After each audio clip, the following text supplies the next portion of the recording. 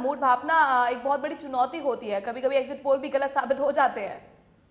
जी, आपकी बात से मैं पूरी तरह से सहमत हूँ। और जहाँ तक मैं अभी सुन रहा था तारा जी की बातों को, तो इन्होंने बिल्कुल सही कहा है कि लास्ट 3 दिन को अगर हम देखें तो 3 दिन में ही पूरे चुनाव के नतीजे तय होने वाले हैं। लास्ट 3 दिन में अगर देखा जाए तो इनेलो ने अपनी कुछ कमियां थी, उन्होंने 3 दिन में ओम प्रकाश उनके चौटाला जेल में चले गए। जेल में जाने के बाद से उनका कैंपेन थोड़ा धीरे पड़ने लगा। नहीं तो अगर पहले हम बात करें, ओम प्रकाश चौटाला जिस प्रकार से भीड़ में रैलियों में भीड़ जुटा रहे थे, एक बार की तो बीजेपी भी सत्ते में आ गई थी। लेकिन जैसे वो जेल गए, जेल जाने के बाद से पूरा राजनीति पूरी तरह से पलट गई।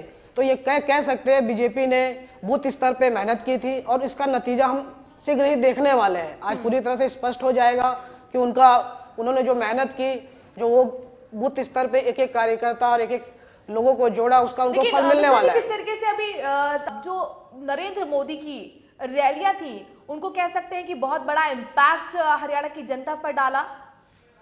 जी बिल्कुल बिल्कुल, नरेंद्र मोदी जी की जो रैलियां थी, उससे पहले अगर हम देखें तो चुनाव हरियाणा में बीजेपी उतनी ज्यादा मजबूत नहीं दिख रही थी, कहीं ना कहीं वो इनेलो से पिछड़ती हुई दिख रही थी। लेकिन लास्ट में आके जो मोदी जी ने अपनी रैलियां की, पहले तो तय था 10 रैलियां करेंगे, लेकिन मोदी जी को भी एहसास हो गया कि भाई 10 की जरूरत नहीं है, यहाँ 11 की जरूरत है। तो मोदी जी ने एक रैली अपनी बढ़ाई।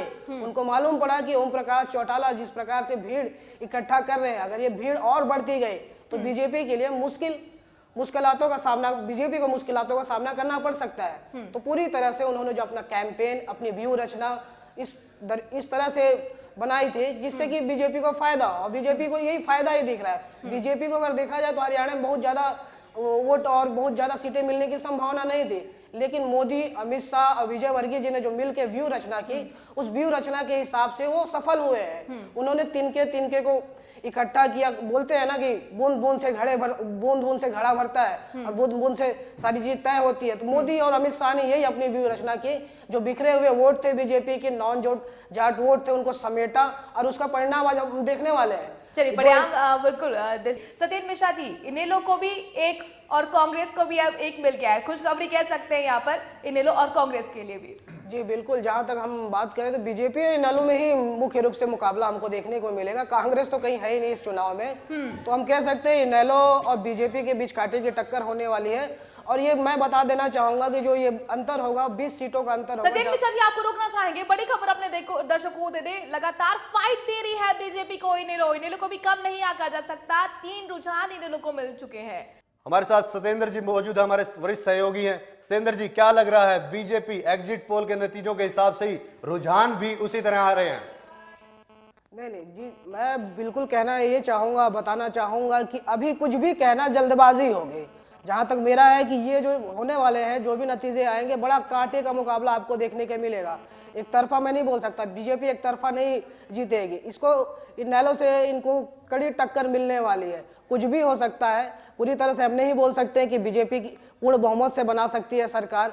बहुत ही ज्यादा मार्जिन होगा, तो 2, 4, 5 सीटों से ही आगे पीछे होने वाला है, क्योंकि ये चुनाव भी उसी हिसाब से लड़ा गया है। और हम लोगों ने भी देखा है ग्राउंड लेवल पे जाके कि इनेलो और बीजेपी के बीच कांटे की टक्कर होने वाली है। जहां तक रही बात कांग्रेस की, तो कांग्रेस मेरे हिसाब से 5 या 7 सीट से ज्यादा उसको नहीं मिलने वाली है। इनेलो का जो कैंडिडेट है राज सिंह मोर, वो भी काफी मजबूत है वहां पर। सत्येंद्र जी? नहीं, बिल्कुल। और मैंने पहले शब्द इसी शुरू किया था कि ये चुनाव एक तरफा नहीं होने वाले हैं। दोनों के बीच में कांटे की टक्कर होने वाली है। और इसमें आगे चल के हमें पता चलेगा कि भाई आगे किसने ज्यादा काम किया है, किसने ज्यादा लोगों को इम्प्रेस किया, कौन ज्यादा जाके जनता को समझाया, किसने विकास का मॉडल रखा है। यहाँ बीजेपी को थोड़ा सा प्लस पॉइंट ये मिल रहा है कि केंद्र में उनकी सरकार है। नरेंद्र मोदी जी की छवि एक अच्छी छवि बन चुकी है। उन्होंने लोकसभा चुनाव अभी जीता हुआ है। मोदी की थोड़ी सी लहर वाली जो बात थी वो यहाँ देखी जा रही है। तो कांटे का मुकाबला तो होने वाला है, लेकिन उस कांटे के मुकाबले में कौन अपर हैंड लेता है, ये थोड़ा सा समय हमको बता देगा। सत्येंद्र जी, मैं आपसे पूछना चाहूंगा, कांग्रेस को ऐसा क्या हो गया कि लगातार जो अब 2 सीटों पे थी, अब 1 पे ही आगे रह गई है? देखिए, अभी हम लोगों ने अभी थोड़ा पहले देखा है लोकसभा चुनाव में उन बुरी तरह से हार चुके हैं। केंद्र में बीजेपी की सरकार है। 10 साल से ये लोगों ने अभी यहाँ सरकार बना रखी थी, अपनी सरकार चला रहे थे। लोग इनसे पूरी तरह से नाराज थे और ये नाराजगी देखने को हमको मिल रही है। मतदाता क्या है अपने मतदान से ये जाहिर कर रहे हैं कि भाई कांग्रेस पूरी तरह से हरियाणा में फेल है।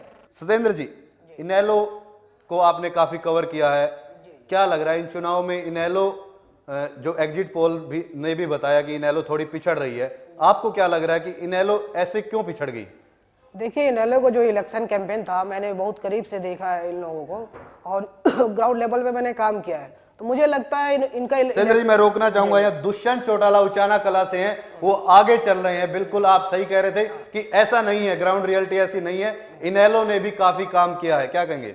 जी बिल्कुल, इन्होंने अच्छा काम किया, और पिछले चुनावों को अगर आप देखें तो इस बार इनका इलेक्शन कैंपेन बहुत बढ़िया था और बहुत सही ये रास्ते पे चल रहे थे। पूरी तरह से लग रहा था कि इस बार इनेलो कुछ करेगी, बीजेपी सत्ते में आ गई थी। लेकिन लास्ट 3 दिन में जो हुआ, लास्ट 3 दिन का जो चीज़ें तेज रफ्तार से बदली, बीजेपी ने जैसे हाइप किया पूरी तरह से, ऐसा लगा, तो इससे कहीं ना कहीं अब मुझे लगता है कि इनको नुकसान होता हुआ दिख रहा है। लेकिन वो नुकसान कितने सीटों को होगा वो हम ही नहीं कर सकते। 10 से 20 सीटों का जो फासला होता है, वो वही फासला आगे चल के हरियाणा में सरकार बना देता है। सत्येंद्र जी, इनेलो काफी पिछड़ गई है रुझानों में। जी जी जी, जिस हिसाब से ये पहले रुझान है, कुछ घंटों के रुझान है, हमें कुछ समय अभी रुकना पड़ेगा, देखना पड़ेगा किस प्रकार से ये चीज़ें आगे जाती है, क्योंकि रुझान तो अभी पहला राउंड, दूसरा राउंड, तीसरा राउंड, ये 12 बजे के बाद ही कोई मामला क्लियर हो पाएगा कितना कौन किससे बढ़त ले रहा है। जहाँ तक आपने महेंद्रगढ़ की बात की है, तो रामविलास शर्मा जी ने इस बार काफ़ी मेहनत की हुई है और उनकी जीत तो एक प्रकार से निश्चित लग रही है, क्योंकि मोदी के आने के बाद वहाँ के पूरे हालात बिल्कुल बदल गए। और जहाँ तक लग रहा है रामविलास जी के नाम पे ही बीजेपी ने ये चुनाव लड़ा है कि नॉन जाट वोट इस समय राजनीति में काफ़ी, हरियाणा की राजनीति में काफ़ी अहम हो गए थे। तो मोदी को तो चेहरा दिखाया गया, लेकिन रामविलास शर्मा जी पीछे से मेहनत करते रहे, और ये मेहनत उनको दिख रहा है महेंद्रगढ़ में, वो पूरी तरह से रुझानों में भी पता चल रहा है। तो एक प्रकार से मैं कह सकता हूँ रामविलास शर्मा जी के नाम पे ही मोदी ने लास्ट मोमेंट में चुनाव, और भी मोदी और बीजेपी ने, माफ कीजिएगा, चुनाव लड़ा, और इसका परिणाम आज बीजेपी को देखने को मिल रहा है।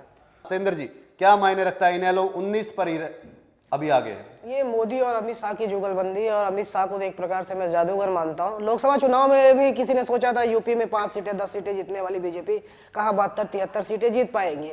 तो एक प्रकार से लोगों ने जिस प्रकार से अपनी व्यू रचना की, और उस रचना के हिसाब से कार्यकर्ताओं को प्रेरित किया कि वो बूथ स्तर पर जाए, लोगों को समझाए, मोदी का फेस दिखाए और मोदी के विजन को आगे बढ़ाए। एक प्रकार से केंद्र में जो उनकी सरकार है, इससे भी बीजेपी को फायदा मिलता हुआ दिख रहा है। लेकिन इतना बड़ा फायदा मिलेगा, इतनी बड़ी जीत होगी, ये किसी ने भी सोचा नहीं था, क्योंकि इनेलो भी हरियाणा में काफी सशक्त है, मजबूत है। इनेलो चूक कहाँ गई? क्योंकि चुनाव मतलब मोदी के आने से पहले लग रहा था कि इनेलो आगे जा रही है, लेकिन आखिर चूक हो कहाँ गई?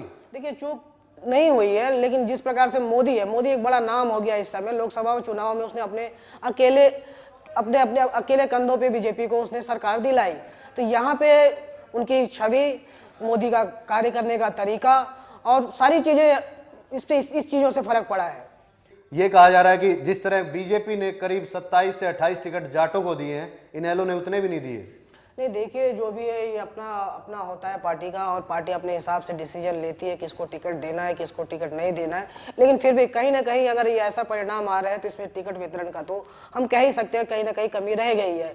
क्योंकि अगर टिकट आप अच्छे प्रत्याशी को देंगे, काम करने वाले प्रत्याशी को देंगे, अच्छे उम्मीदवार को टिकट देंगे, तो उम्मीदवार आपको आगे लेके जिताएगा भी। लेकिन अगर आप अच्छे उम्मीदवार को टिकट नहीं देते हैं, तो इसका नुकसान भी भुगतना पड़ेगा, और इसका नुकसान मुझे लग रहा है कि इनेलो को होता हुआ दिखाई दे रहा है। तो जिस तरह इनेलो का जो बताया जाता है कि इनेलो जाट की राजनीति करती रही है, लेकिन टिकटें कम बांटना, और सब बड़ी बात यह रही कि सबसे पहले टिकट बांट दी, और उस टिकट बांटने के बाद फटाफट जो बड़े दिग्गज थे इनेलो के, वो भी पार्टी छोड़कर दूसरी पार्टी में जाने लगे। इसका कितना असर मानते हैं? बिल्कुल असर पड़ता है। आप गलती करेंगे तो उसका परिणाम में भुगतेंगे, और यही हमको रिजल्ट भी देखने को मिल रहा है। ये जो गलतियां थी, छोटी छोटी गलतियां ही बड़ी गलती के रूप में आज सामने दिखाई दे रही है। अगर आप गलती नहीं करेंगे तो आपको अब नतीजे कहाँ से मिलेंगे? गलती किया उन्होंने, आज कुछ ऊपर नीचे देखा जा रहा है मामला। तो यही कहा जा सकता है कि सारी चीज़ों को ध्यान में रख के उनको सीटों का वितरण करना चाहिए था, सीट तय करनी चाहिए थी, यहाँ से कौन लड़ेगा कौन नहीं लड़ेगा, किसका क्या आधार है। केवल इस बात से नहीं टिकट वितरण कर दिया जाता है कि ये कैसा, कितने बड़े और कितने बड़ा कद्दावर नेता है। लेकिन अगर मेहनती कार्यकर्ता है, उसने काफ़ी सालों से क्षेत्र के लिए काम किया, तो उसको टिकट देना चाहिए। जनता उससे जुड़ती है। अगर आप ऐसे लोगों को टिकट नहीं देंगे तो जनता उससे दूर हो जाएगी और इसका नतीजा आपको चुनाव में हार के रूप में देखने को मिलेगा। इनेलो 22 सीटों पर आगे हो गई अब।